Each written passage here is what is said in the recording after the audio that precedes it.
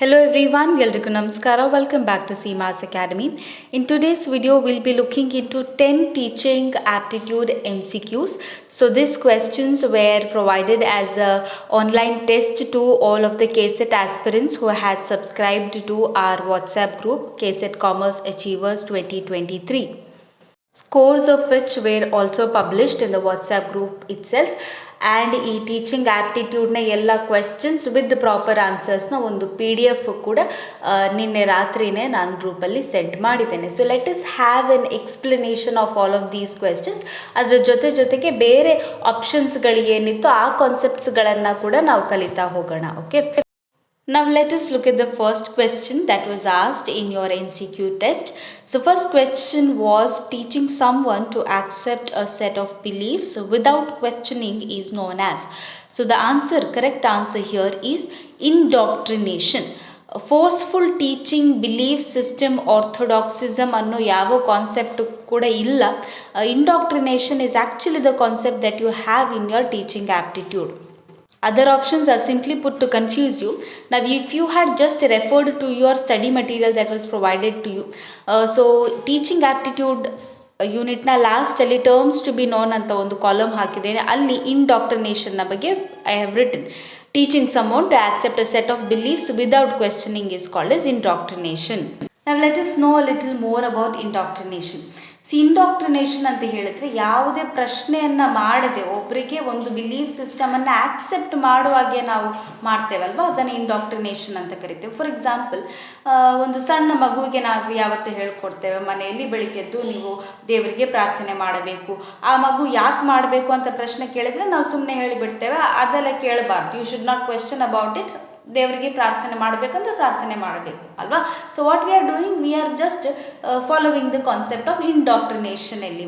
Okay, we are trying to teach somebody certain beliefs without questioning those beliefs. So ಅಂಥದ್ದನ್ನು ನಾವು indoctrination ಅಂತ ಕರಿತೇವೆ. Let's move on to the second question. Now, second question was, a logical sequence of self-placed learning steps with the feedback is called as dash. So 4 options are given. ಈ 4 ಆಪ್ಷನ್ಸ್ಗಳನ್ನು ಕೂಡ ನಾವು ನೋಡೋಣ. So the correct answer for this particular question is option B, programmed learning.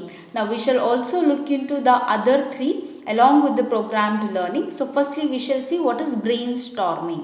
You might get question on brainstorming also. So brainstorming ಅಂತ ಹೇಳಿದರೆ there will be a group of people, ಆಯಿತಾ.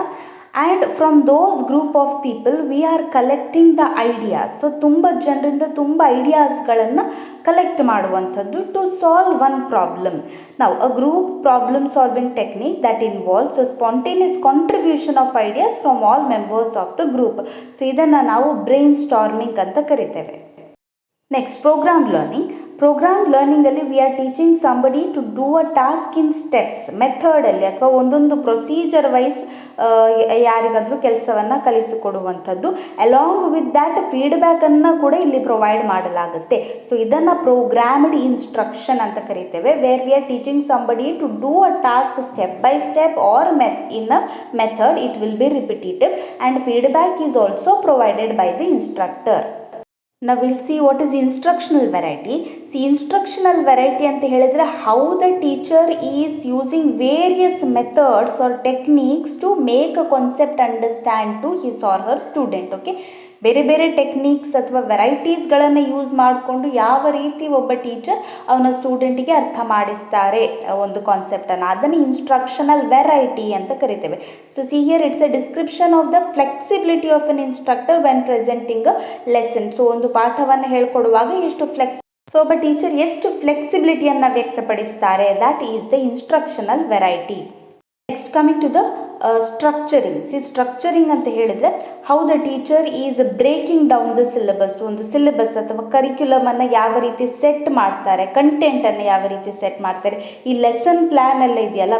So ಈ lesson plan ಎಲ್ಲ ಬರುವಂಥದ್ದು teaching ಸ್ಟ್ರಕ್ಚರ್ನಲ್ಲಿ ಅಥವಾ ಸ್ಟ್ರಕ್ಚರಿಂಗ್ನಲ್ಲಿ. Okay, so ಸೆಮಿನಾರ್ಸ್ಗಳನ್ನು ಕೊಡುವಂಥದ್ದು, ಅಸೈನ್ಮೆಂಟ್ಸ್ಗಳನ್ನು ಕೊಡುವಂಥದ್ದು.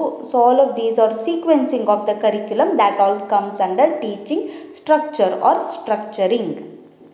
Now let's come to the third question. ನಾವು ಎಸರ್ಷನ್ ರೀಸನಿಂಗ್ ಕ್ವೆಶ್ಚನ್ ಇದು. ಯಾವತ್ತು ಹೇಳ್ತೇನೆ ನಾನು, ಎಸರ್ಷನ್ ಮತ್ತು ರೀಸನನ್ನು ಇಂಡಿವಿಜುವಲಿ ನೀವು ಎಕ್ಸಾಮಿನ್ ಮಾಡಬೇಕು, whether these statements are true or not, and then you connect the assertion with the reason.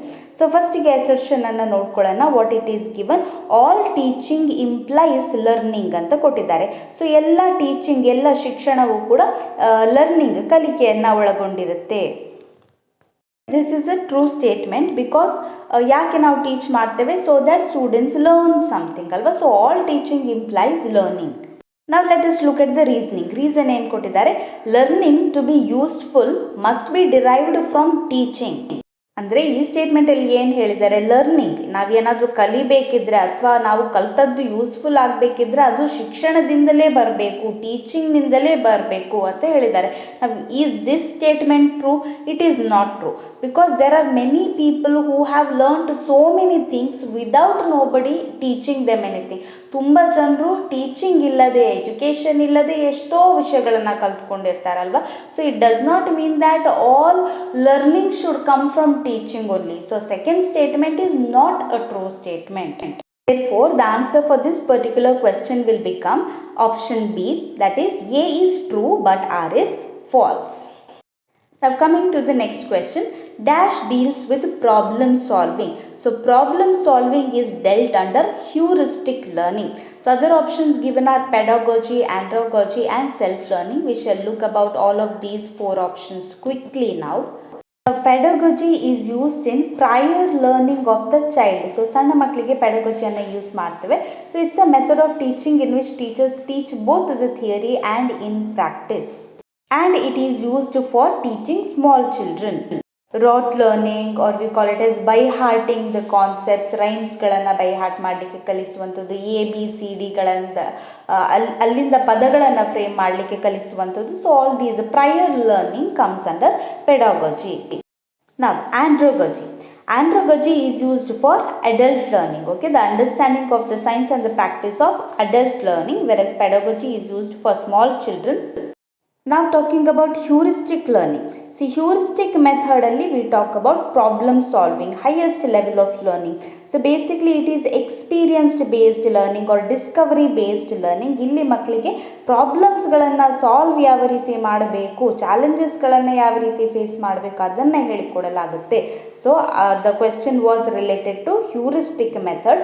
Problem solving ಬರುವಂಥದ್ದು ಹ್ಯೂರಿಸ್ಟಿಕ್ ಮೆಥಡ್ನಲ್ಲಿ, ನೆನಪಿರಲಿ. One more option was self-learning. So very easy. Self-learning is all what we all are doing. ನಾವು ಎಲ್ಲ KCET ಆಸ್ಪಿರೆಂಟ್ಸ್ಗಳು ಮಾಡ್ತಾ ಇರುವಂಥದ್ದು self learning. What you are doing, it is a method of gathering, processing and retaining knowledge without the help of any other person. So ಯಾರ guidance, ಯಾರ help ಕೂಡ ಇಲ್ಲದೆ ನೀವಾಗೆ ಸ್ವತಃ ಪ್ರಯತ್ನ ಮಾಡುವಂಥದ್ದು. And you are learning the concepts, ಅದನ್ನು self learning ಅಂತ ಕರಿತೇವೆ. Okay. Now coming to the next question, that is inclusive teaching. So inclusive teaching means, so ಇದನ್ನು ಕೂಡ ಕೇಸಸ್ ಸ್ಟಡಿ ಮಟೀರಿಯಲಲ್ಲಿ ಇನ್ಕ್ಲೂಡ್ ಮಾಡಿದೆ. If you had simply had a glance over these concepts, you were able to answer all of these MCQ questions. Now inclusive learning ಅಂತ ಹೇಳಿದ್ರೆ ಏನು, what are the options given? Teaching to small children and adults together, no, ಇದನ್ನು inclusive learning ಅಂತ ಹೇಳೋದಿಲ್ಲ. Teaching to boys and girls together, that is also not the concept of inclusive learning. Then the fourth option was teaching students to solve higher level problems, that was nowhere related to inclusive learning.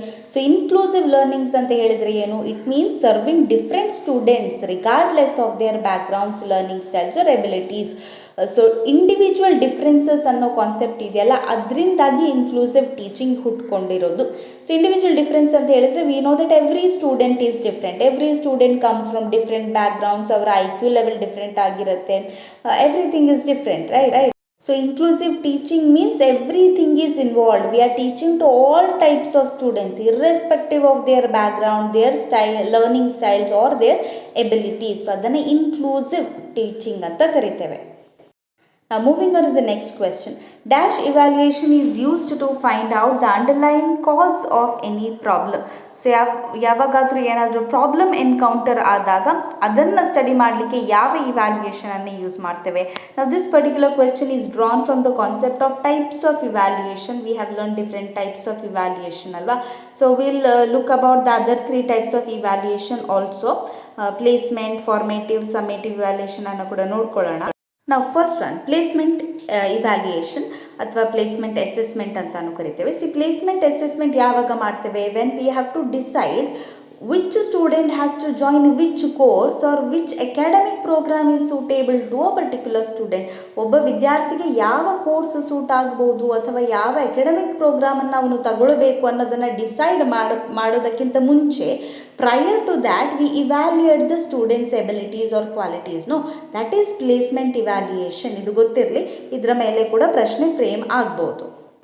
ನಂತರ formative and summative evaluation ಕೂಡ ಎಲ್ರಿಗೂ ಗೊತ್ತಿರಲೇಬೇಕು.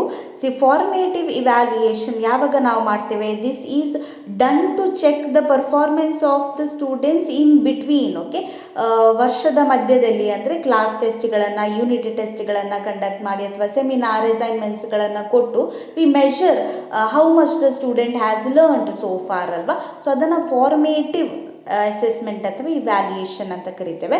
Wear summative evaluation this is done at the end of the year. So finally ನಾವು semester ಎಕ್ಸಾಮನ್ನು conduct ಮಾಡ್ತೇವೆ, board ಎಕ್ಸಾಮ್ಸ್ಗಳನ್ನು conduct ಮಾಡ್ತೇವೆ at the end of the year. Summary, okay, summative. So total ಆಗಿ ವಿದ್ಯಾರ್ಥಿಯ performance ಹೇಗಿದೆ ಅದನ್ನು ನಾವು ಫೈಂಡ್ ಔಟ್ ಮಾಡ್ತೇವೆ ಇನ್ ಸಮ್ಮೇಟಿವ್ ಇವ್ಯಾಲ್ಯೂಯೇಷನ್. ವೆರಸ್ ಫಾರ್ಮೇಟಿವ್ನಲ್ಲಿ ನಾವು ಮಧ್ಯದಲ್ಲಿ ಚೆಕ್ ಮಾಡ್ತಾ ಇರ್ತೇವೆ ಸ್ಟೂಡೆಂಟ್ನ ಪರ್ಫಾರ್ಮೆನ್ಸನ್ನು, ಅದನ್ನು ಫಾರ್ಮೇಟಿವ್ ಅಂತ ಕರಿತೇವೆ. ಸೊ ಫಾರ್ಮೇಟಿವ್ ಮತ್ತು ಸಮ್ಮೇಟಿವ್ ಕೂಡ ಗೊತ್ತಿರಲಿ. Now coming to diagnostic evaluation. So diagnostic evaluation ಅಂತ ಹೇಳಿದ್ರೆ whenever we see that a student has encountered with a particular problem, ಆ ಪ್ರಾಬ್ಲಮ್ ಅನ್ನು ಡಯಾಗ್ನೈಸ್ ಮಾಡಿ ನಂತರ ಅದಕ್ಕೆ ನಾವು ಸೊಲ್ಯೂಷನ್ಸ್ ಅನ್ನು ಫೈಂಡ್ ಔಟ್ ಮಾಡ್ತೇವೆ. how the student has to be taught in order to make him understand a particular concept. So that is diagnostic evaluation. Whenever the student is faced with certain difficulty or certain problem, we use this type of evaluation. Now coming to the next question, in which type of learning there is greater interaction between instructor and student? So teacher centred ಮೆಥಡಲ್ಲಿ ಅಷ್ಟೊಂದು interaction ಇರೋದಿಲ್ಲ, ಟೀಚರ್ನ ರೋಲೇ active ಆಗಿರುತ್ತೆ. So there is no much interaction between the instructor and the students. But learner centred ಮೆಥಡ್ಸಲ್ಲಿ there is greater interaction between the instructor and the students. So ಇದನ್ನು ನಿಮ್ಮ cases study ಮಟೀರಿಯಲಲ್ಲೂ ಕೂಡ ಪ್ರೊವೈಡ್ ಮಾಡಿದ್ದೇನೆ, the difference between teacher centred method and the learner centre method. So our correct answer is going to be option B, learner centered method. ಇನ್ನು ಉಳಿದಂತೆ third option pedagogy is nowhere related to this particular question. So pedagogy is related to teaching to small children. So ಅದು ಇಲ್ಲಿಗೆ ಎಲ್ಲೂ ಕೂಡ connection ಇಲ್ಲ. And the fourth option is none of the above. Arrange the following in correct order of teaching. So correct order of teaching here is, first of all we understand the concept. ಒಂದು ಕಾನ್ಸೆಪ್ಟನ್ನು ನಾವು ಅರ್ಥ ಮಾಡ್ಕೊಳ್ತೇವೆ. So ಫಸ್ಟಿಗೆ concept ಬರಬೇಕು, ನಂತರ ಆ ಕಾನ್ಸೆಪ್ಟಿನ theory related ಏನೆಲ್ಲ aspects ಇದೆ ಆ ಥಿಯರಿಯನ್ನು ಮೊದಲು ಸ್ಟ್ರಾಂಗ್ ಮಾಡ್ಕೊಳ್ತೇವೆ ನಾವು ಅಲ್ವಾ. ಸೊ ಕಾನ್ಸೆಪ್ಟನ್ನು ಅರ್ಥ ಮಾಡಿಕೊಂಡು ನಂತರ ಥಿಯರಿಗಳನ್ನು ಕಲಿತೇವೆ. Then we practice that theory and then we do the research. So the correct order is going to be concept, theory, practice and then research. So yes, that was all for today's MCQ questions. Thank you so much for watching and all the very best with your preparations. Rest other details of taking the WhatsApp subscription or buying the case set study material in PDF form, those details are available in the description. Thanks for watching again. See you in the next video. Till then, take care. Bye. Namaste.